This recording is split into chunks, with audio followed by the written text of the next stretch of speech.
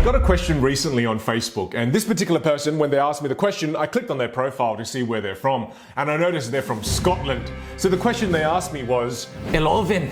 I'm just wondering, if somebody's just starting out their journey on improving their communication skills, what top 3 things would you get them to focus on? Thank you for this question, my Scottish friend. And in this video, I'm going to get into the top 3 things you can do to help you improve your communication skills. Let's get into it now. The first thing you can do, and the first thing you must do, is remove auditory clutter.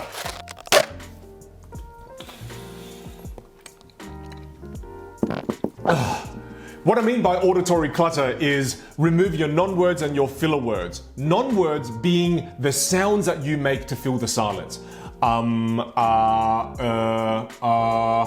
Those things. Filler words being the words that you use to fill the silence. And so, like, do you know what I mean? When you use lots of non-words and filler words, meaning there's more verbal clutter in the way that you communicate, the following occurs. The first thing is that it decreases the clarity of your message.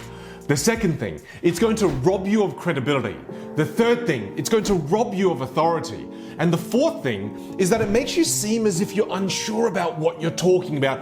Even if you are sure about what you're talking about, it seems like you're not.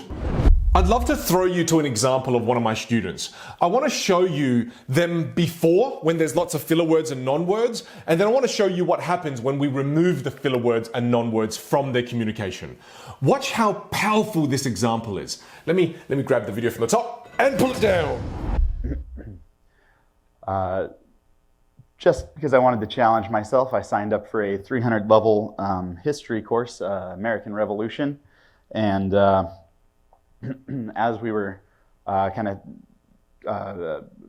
winding through our class, we'd kind of gotten through most of the inciting incidents to the American Revolution, and the professor, he would always sit at the edge of a table with his notes right beside him, and so, you know, me, the youngest student in the class by about a year and a half, and he looked out at the class and said, "Now, why do you guys think it was important that the signers of the Declaration addressed it to the king?" Yeah, reason I'm telling you all this is that it wound up being 4 years later, became jack of all trades, master of two. Okay, you got this. You got this. Sit at the edge of the table, notes next to him, and he posed the question to the class: why was it important that the framers of the Declaration of Independence, why was it important for them to address the Declaration to the king and not to Parliament? And timidly raised my hand and said, because it was a revocation of everything it was to be British. He paused for a moment, looked at me, and said, exactly. Boom, big round of applause. Yeah. You see, that video right there just goes to prove that if you just removed the verbal clutter, it can completely transform how other people perceive you. Now, the second thing that I will tell you to do is remove the visual clutter. Remove the visual clutter. Visual clutter is the same as verbal clutter. You can move your hands too much and then it distracts people from the message and then causes people to have less respect for you because you can't dance.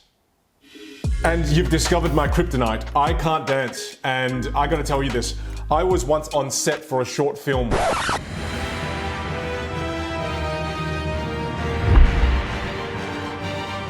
And they made us dance in a nightclub with no music because they had to record the dialogue from the actors and actresses. So I had to stand in front of people that I just met for the first time being an extra. And when I was dancing, I literally danced like this.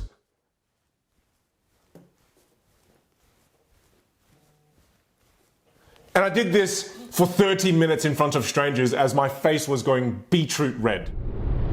Back to what I was saying. When it comes to visual clutter, that's the visual tics that you may have, body language tics. Let me share with you a couple of mine. The first one was the classic tilting of the glasses. When I first started my speaking career, I would, no word of a lie, do this at least 50 to 100 times when I'm on stage, because this was my nervous tick. When I get nervous, I keep adjusting my glasses, and the pace at which I adjust my glasses will increase as I become more nervous.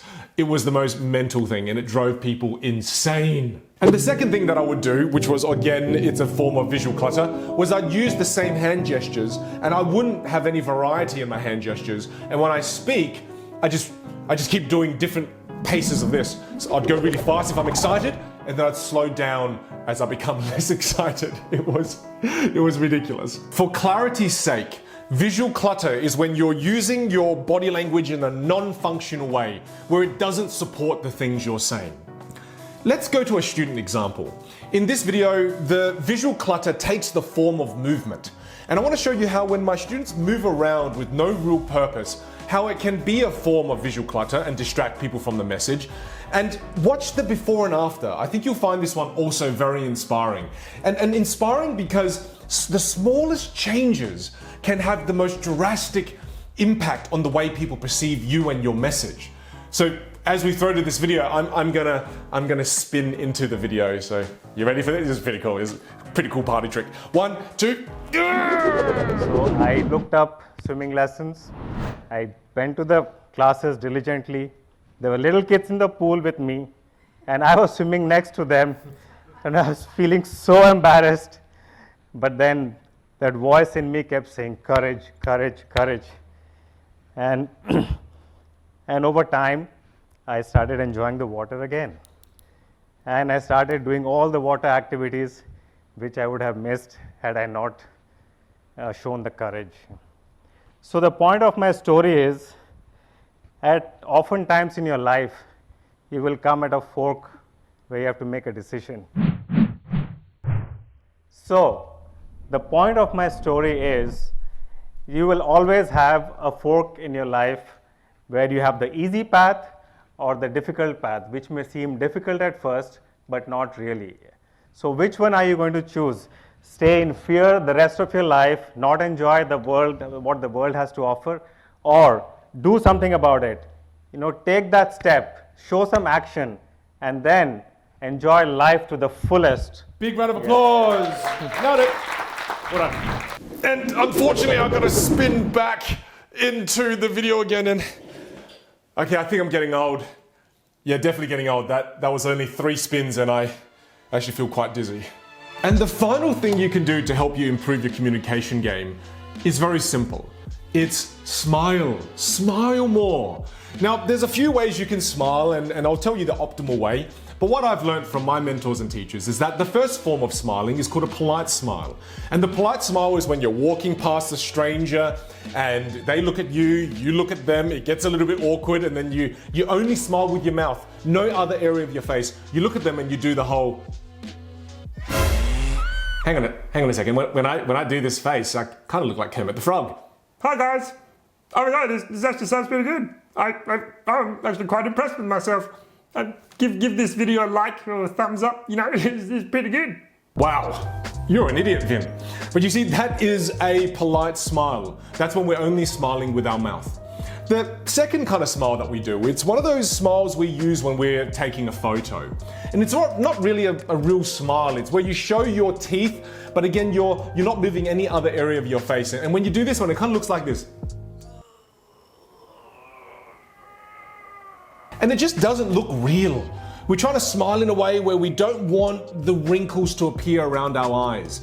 Now, that's actually the best smile we can do. It's the most sincere and authentic smile, because when you're truly laughing with your friends, you don't care how your face looks, you're not posing, you're not being polite, you're just truly expressing laughter and happiness. And when you do that, you're doing a Deshin smile. And a Deshin smile is when you're smiling, your teeth are showing, your cheeks are moved up, and you've got the crow's feet appearing around your eyes. I am guilty of not doing this smile enough. I'm going to show you a few photos where I do the classic photo pose smile. Have a look at that cheesy smile, not even real. Look at Vinh being fake and phony and not sincere or authentic. That's me, that's what I used to do. But the moment I learned this, let me show you an example of me doing a real smile. Look, that just looks way more authentic and way real. It looks like I'm genuinely happy as opposed to posing for a bloody photo. These are the 3 things that I would encourage all of my students to do, especially those who are early on and just starting their communication skills journey. Make sure you remove the auditory clutter. Make sure you remove the visual clutter and smile more. It may seem super simple, but these 3 things can completely change the way other people perceive you. Thanks for joining me for this week's video, everyone. If you've got any questions on communication skills or anything you'd like to ask me, please do leave them in the comment section below. I love getting questions because you can see things I can't. There are times you're going to come up with a topic that I wouldn't even thought of. So I'd love to hear from you. Drop me a comment down below. See you next week.